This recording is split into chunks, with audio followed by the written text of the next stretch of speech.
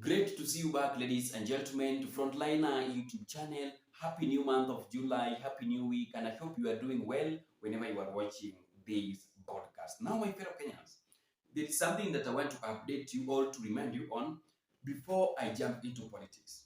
It is true that this country of Kenya is angry. The country is angry, and there is a lot of pain in the Republic of Kenya, but the government of William Samoei does not want to accept that the people of Kenyans are having many challenges against this government.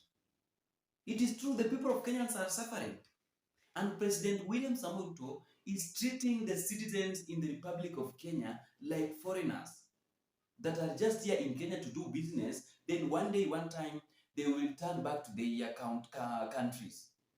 We are being treated like foreigners. I'm not afraid to tell you that, ladies and gentlemen. President William Samoei Ruto is treating the people of Kenyans like a foreigners, reaching at a point that the youth in the Republic of Kenya does not have faith for their future. Hawana imani. Because whenever they see legacy politicians occupying public offices each and every time in different governments without retiring, they normally lose hope. Because there are a lot of youths outside here with degrees, masters, PhD certificates, but they cannot be allowed to occupy public offices just because of tribalism and because of legacy politicians. It is true that legacy politicians have totally messed up with this country of Kenya. They have totally messed up with our economy. They have totally messed up with the development because of corruption. It is true, it is something that cannot be hidden. But the government does not want to accept that the people of Kenyans are suffering each and every day. They keep on rejecting that things are okay. Whenever youths in the Republic of Kenya try to raise their voice to the government, they are being abducted. They are being arrested illegally. They are being killed illegally. They are being tortured. And it is painful that it is only in the Republic of Kenya where peaceful protesters get jailed while corrupt leaders roam the street each and every day. They are just free. That one is happening because of money. You know, when you have money in the Republic of Kenya, nothing is impossible. You can do anything that you want. There are too much corrupt leaders. There are too much leaders with corrupt cases. But they cannot be jailed or judged because the President of the Republic of Kenya have captured everything. And it is high time for the President of the Republic of Kenya to give court their time to do their jobs. That is number one. Number two, it is high time for President William Samoei Ruto, if he really want to succeed until 2032, it is high time for him to even to give the parliament their time. Hawachane na mambo ya parliament huko. Wafanye vitu venye inafaa wafanye, but not following the orders from the president. The work of MPs is not to solve some of the problems under William Samoei Ruto's government. No. Their work is to serve the interest of the people of Kenya. But the main problem is that Ruto have captured courts, Ruto have captured parliaments, Ruto have captured everything in the Republic of Kenya. Those people that are working under William Samoei Ruto's government, they are just there for numbers, because politics is all about numbers. So they have been nominated or appointed to help President William Samoei Ruto to achieve something, because in politics is all about numbers. So these are the things that are making the people of Kenyans to be more angry.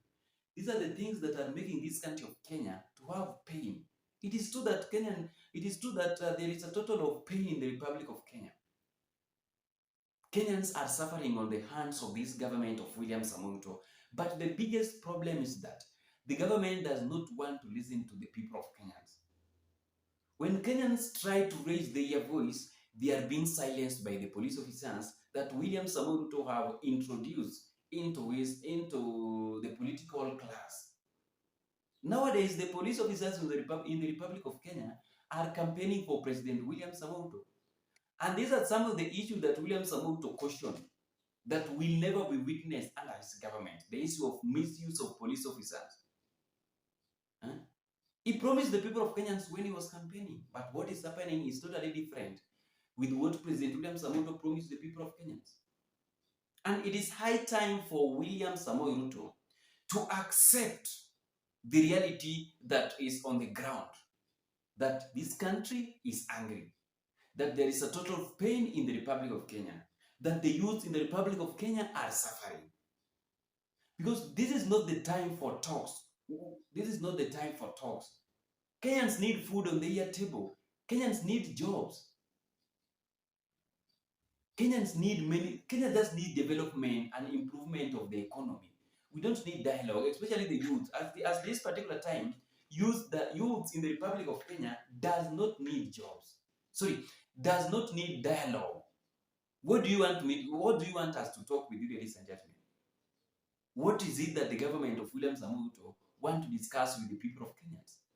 After Kenyans have already lost hope in its government, because of empty promises, because of too much crime each and every day, where youths are being arrested illegally, killed illegally, abducted illegally, because they are just trying to speak up their minds. And let me jump to political space. It is high time for President William Samoei Ruto to accept that the former impeached Deputy President Gachagua is the opposition, is the kingship, is the king from opposition side. That is the truth.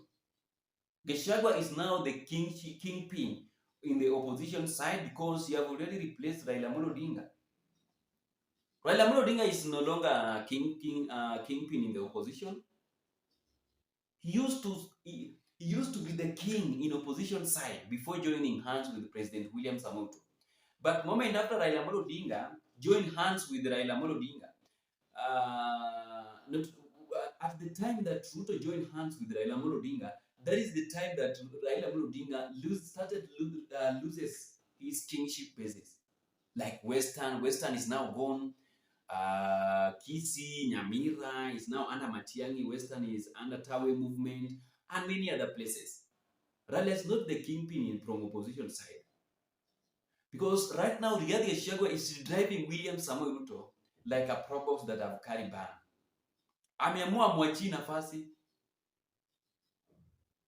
It is true. Ruto need to accept the reality because when he was impeaching Rigathi Gachagua, he thought that Rigathi Gachagua will be forgotten within 2 months, 1 week, or 1 day. But right now, as we speak, we all know that Rigathi Gachagua is the kingpin of politics. Gachagua is the beast. That is the reality that is now on the ground. And we don't have anything, again, we don't want to add anything beyond that one. It is true. Then, as I am talking to you right now, there is a looming plan of denying Rigathi Gachagua a chance to exit country for 2 months tour in America, US, where Rigathi Gachagua is going for that tour to prepare the Kenyan citizens that are living in abroad. Okay, Gachagua is planning to go outside the country for a discussion or for a rally outside the country so that you can also prepare the ground. He's preparing the people of Kenya. Gachagua is doing a wonderful job ahead of 2027 election. I really like the effort that Rigathi Gachagua is putting on his political class. Because Gachagua has nothing to lose. Gachagua has nothing to gain. Gachagua is a billionaire. Gachagua is a millionaire. Gachagua is having everything. The point of Rigathi Gachagua is to make William Samoei Ruto a one-term president. He doesn't have anything to lose in politics or in life. Akona kwake, akona watoto, alishamaliza mambo ya familia nini, So it is high time for William Ruto to accept or even to look for Rigathi Gachagua because it is not too late. Unless it is late. It is not too late for President William Samoei Ruto to have a handshake with Rigathi Gachagua. Who know that William Samoei Ruto could have worked with Raila Amolo Odinga? Nobody. But in politics, so long as the interests of the politician converge, these people will work together. And there is nothing that can stop the politician to work together. There is nothing. So long as their interests converge, these people will work. Thank you so much, ladies and gentlemen. And let us meet in the next video that is going to be uploaded shortly within no time. Bye bye.